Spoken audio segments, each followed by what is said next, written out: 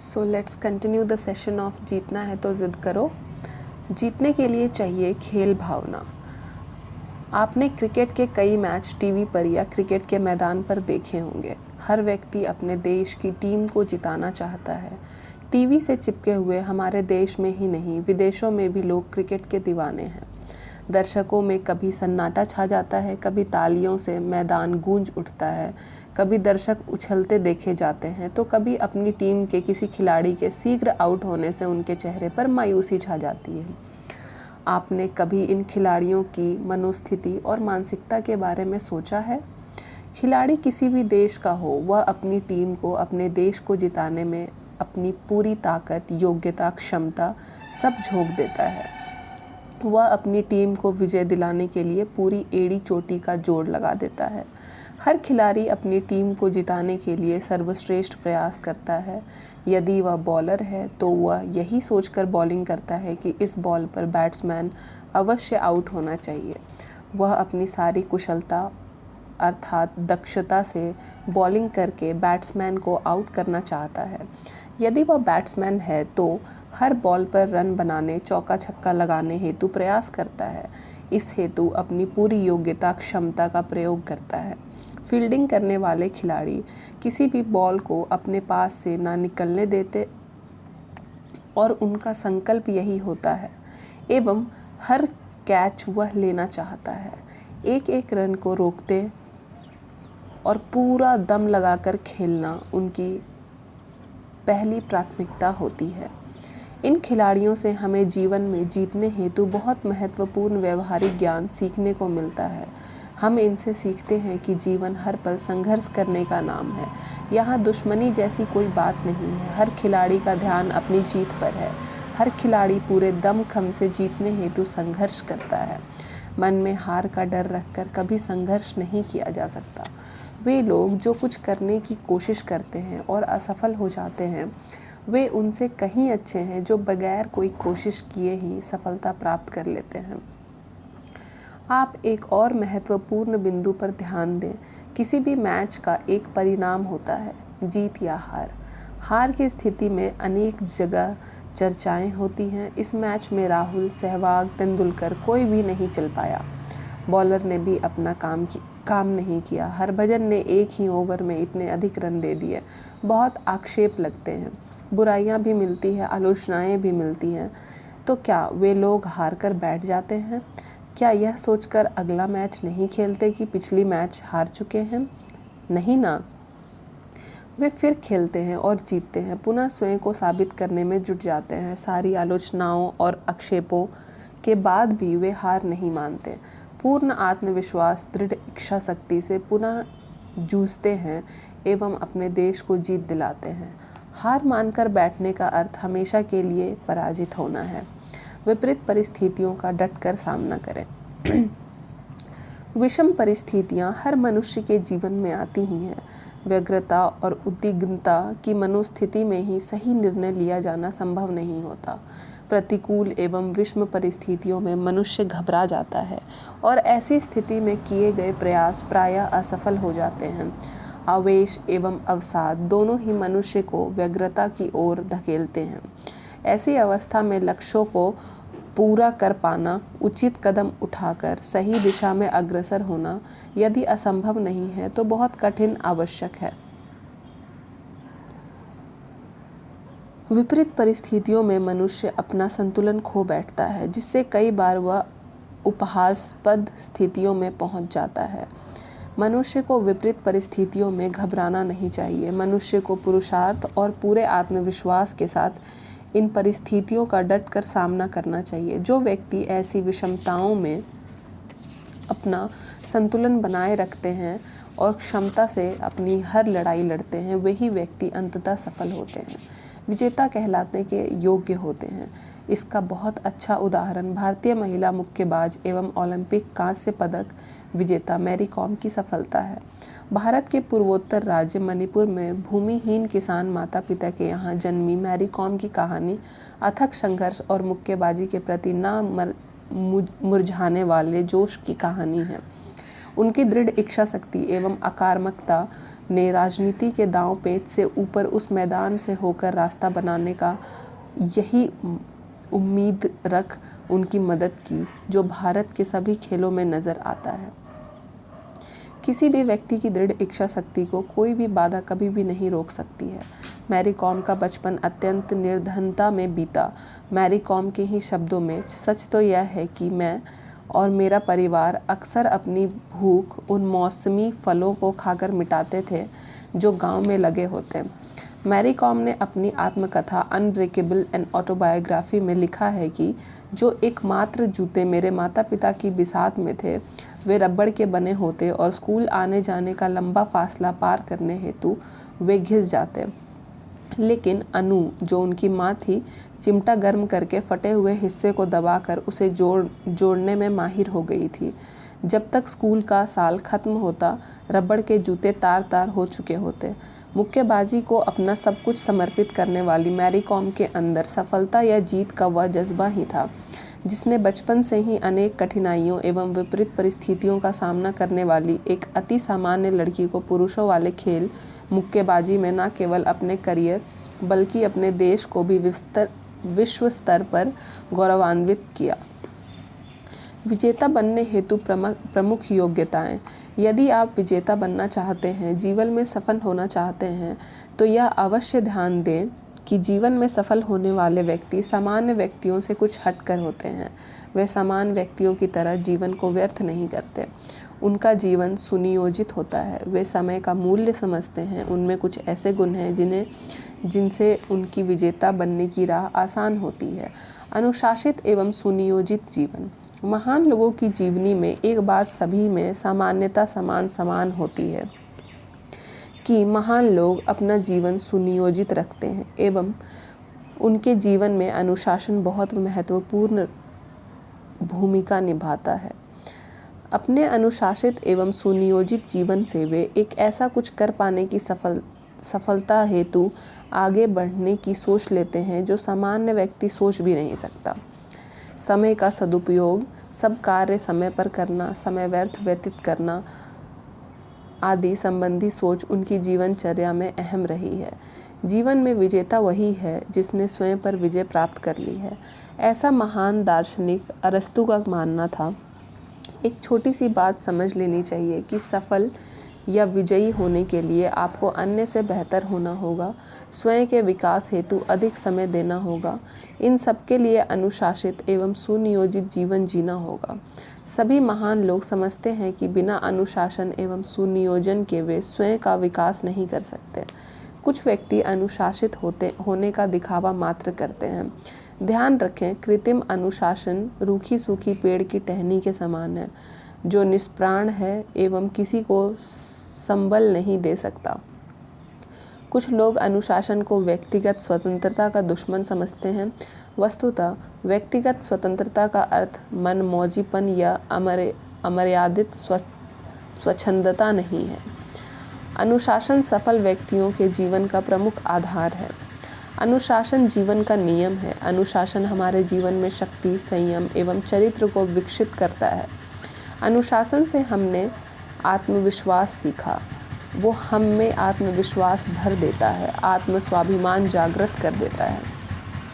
अनुशासन न केवल व्यक्तिगत उन्नति, व्यक्तिगत विकास के लिए प्रेरक है, बल्कि यह समाज एवं राष्ट्र निर्माण को भी गति प्रदान करता है।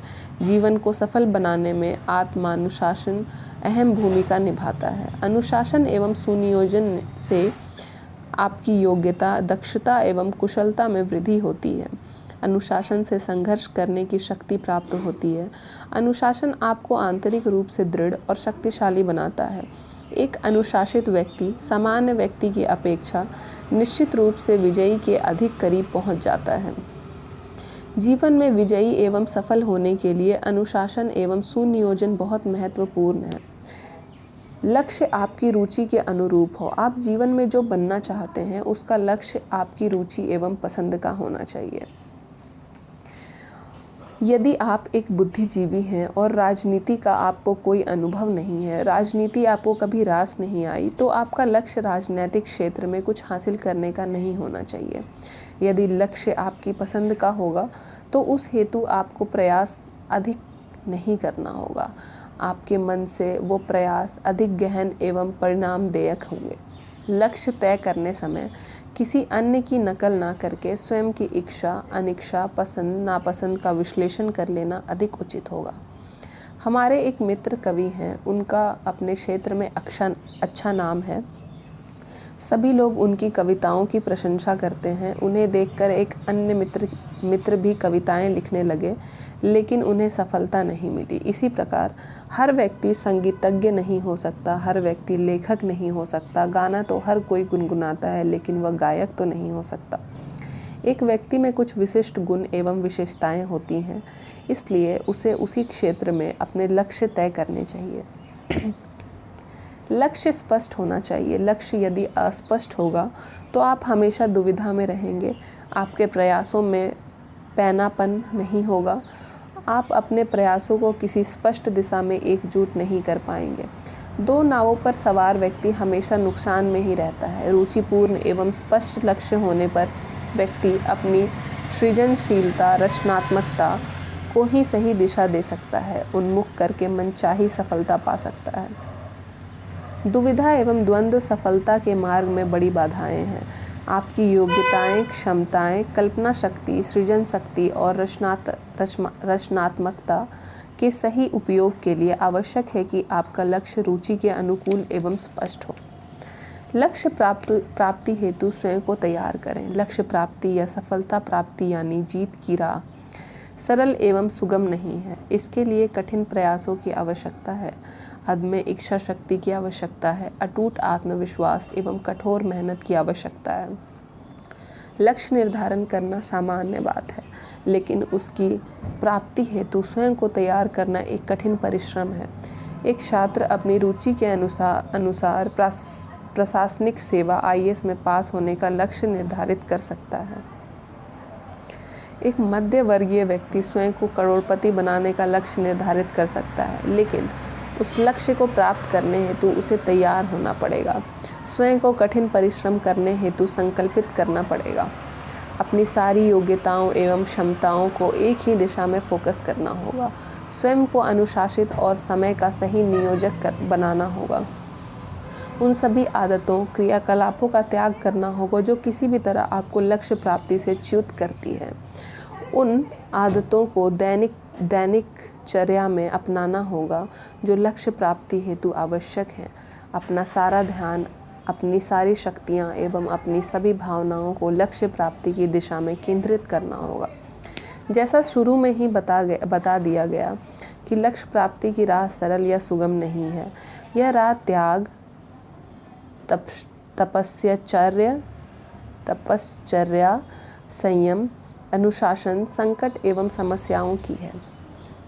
सफलता की राह में कठिनाइयाँ आती ही हैं। इन कठिनाइयों से डरने की आवश्यकता नहीं है। आवश्यकता है कि इनका उचित निराकरण करते हुए आगे बढ़ने की। आत्मविश्वास को डिगने नहीं देना है। आपका आत्मविश्वास, दृढ़ इच्छा शक्ति और प्रयासों की एकजुटता है आपके लक्ष्य प्राप्ति को सुगम बनाते हैं। याद रखें अर्जुन की वह बात जब उसने कहा कि मुझे कुछ नहीं, केवल चिड़िया की आंख दिख रही है। इतनी तैयारी के बाद किसी लक्ष्य का संधान करना या लक्ष्य भेदना कठिन नहीं है। अतः लक्ष्य प्राप्ति हेतु स्वयं को पूरी तन्मयता, लगन एवं निष्ठा से तैयार करें। सफलता आपके कदम अवश्य चूमेगी। आप निश्चित रूप से जीवन में विजयी होंगे। अक्सर सभी लोग सफलता के सपने देखते हैं, लेकिन कुछ लोग ही सफल होते हैं और अधिकांश असफल। इसका कारण यह है कि अधिकांश लोग पूरी तैयारी करने में स्वयं से ही बेईमानी करते हैं। जो व्यक्ति पूरी तैयारी करके रण क्षेत्र में उतरते हैं, ऐसे रणबांकुरों को विजय अवश्य मिलती है। असफलताओं या गलतियों से सबक लें। जीत की राह में गलतियों के बहुत से स्टॉप आते हैं, क्योंकि सफलता कई असफलताओं का योग है। जैसे ही आप असफल होते हैं या गलतियां करते हैं, वैसे ही आप सफलता के और नज़दीक पहुंचते हैं। असफलताओं से सबक लें। स्वयं के द्वारा की गई गलतियों का विश्लेषण करें। आगे इनकी पुनरावृत्ति ना हो, ऐसा प्रयास करें। असफलताओं से निराश ना हो, धैर्य रखें। पुनः प्रयास करें, पुनः स्वयं को तैयार करें, अपनी योग्यता एवं क्षमताओं पर विश्वास रखें। सफल होने के लिए आपको धैर्यवान होना होगा, क्योंकि आप कई बार असफल भी होंगे। आप गलतियां भी करेंगे, लेकिन असफलताओं को स्वयं पर हावी ना होने दें। The only man who never makes a mistake is the one who never does anything. केवल वही व्यक्ति गलती नहीं करता जो कभी कुछ नहीं करता। थॉमस एल्वा एडिसन, जिन्होंने बल्ब का आविष्कार किया, 10,000 प्रयोग असफल हुए, लेकिन उन्होंने धैर्य नहीं छोड़ा एवं असफलताओं को स्वयं पर हावी नहीं होने दिया। अंततः एक दिन वह सफल हुए और कितने ही आविष्कारों के जन्मदाता बने। परिस्थितियों के सम्मुख नतमस्तक नहीं होने वाले एवं असफलताओं को सफलता की सीढ़ी बनाने वाले जुझारू और दृढ़ निश्चयी इंसान अंततः सफल होते हैं। पराजित वे हैं जो एक बार असफल होकर बैठ जाते हैं। असफल उसे ही कहा जाता है जो एक बार असफल या निराश होकर मैदान से हट जाता है। असफलताओं के आघात से निराश होकर बैठ जाना ही कायरता है। असफलताओं की कसौटी पर ही आपके पुरुषार्थ, साहस, धैर्य एवं आत्मविश्वास की परख होती है। जो इस कसौटी पर खड़ा उतरता है वही विजयी होता है। सफलता रूपी पथ पर गलतियां रूपी कांटे बिखरे होते हैं जो आपको चुभते हैं। आप उन कांटों से सबक लें, उन्हें दूर करें अथवा उनकी पहचान करें एवं आगे बढ़ें। असफलता अथवा पराजय से निराश एवं निष्क्रिय होने वाले व्यक्ति का नहीं, बल्कि अपनी कमियों एवं गलतियों का विश्लेषण कर उन्हें आप अपना मार्गदर्शक बनाकर दोगुने उत्साह से आगे बढ़ें। क्योंकि ऐसे व्यक्ति का विजयश्री स्वागत करती है, वंदन करती है, उन्हें अपना विजय हार पहनाती है। So, I am repeating this sentence again. दोगुने उत्साह से आगे बढ़ने वाले व्यक्ति का विजय श्री स्वागत करती है, वंदन करती है, उन्हें अपना विजय हार पहनाती है, उन्हें गले लगाती है। हुमायूं 21 बार हार कर जीता एवं दिल्ली का राज सिंहासन पठानों से छीना। पराजय से ही विजय का जन्म होता है, असफलताओं से ही सफलता पनपती है। I believe you enjoyed this session.